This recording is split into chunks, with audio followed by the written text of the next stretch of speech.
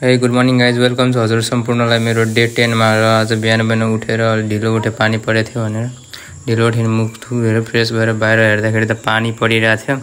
अनि मलाई यसो बजारतिर काम थियो अनि म छत्ता लिएर बजारतिर निस्केँ। अनि हाइवेमा त यस्तो पानी परेको थियो, अलि पानी ठुलै परिरहेको थियो त्यति बेला नि। र छत्ता लिँदै म कपाल काट्ने भनेर सेलुनमा गएर उतातिर एउटा दाइले दुईटा भाइहरूको कपाल काटिरहेको थियो र म अलि ढिलो भयो भनेर एकछिन त्यहाँ बस्यो। यसो मिररमा हेरेँ आफूलाई, अनि त्यसपछि कपाल काटिसकेपछि पनि हेरेँ, कपाल अलि ठिकै लाग्यो। हजुर पनि आर्यन हेयर कटिङलाई सम्झिनु होला है कपाल काट्नलाई। अनि त्यसपछि म लागेँ अनि यता मासु किन्नु थियो अनि बिस्मिल्ला फ्रेस हाउसमा लागेँ। मुस्लिमहरूको एक ठाउँ मात्रै बेच्ने ठाउँ छ। अनि त्यसपछि मलाई भोक लागेको थियो अनि ब्रेड किनेर खाएँ। अनि त्यसपछि म नुहाइ धुवाइ हुँदै होइन कपाल काटेको थियो, नुहाउनु परिहाल्यो।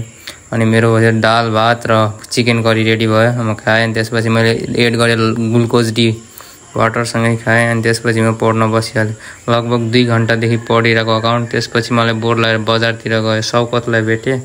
अनि त्यसपछि शौकत र म यसो चानाहरू किनेर घर फर्केँ। गाइज अहिलेसम्म मेरो अकाउन्टको होमवर्क सकेको छैन भनेर अकाउन्टको होमवर्क बढ्न थालेँ। ल बाई बाई गाइज होइन। र मेरो मिनी ब्लग राम्रो लाग्यो मलाई लाइक कमेन्ट गर्न नबिर्सनु ल। By by.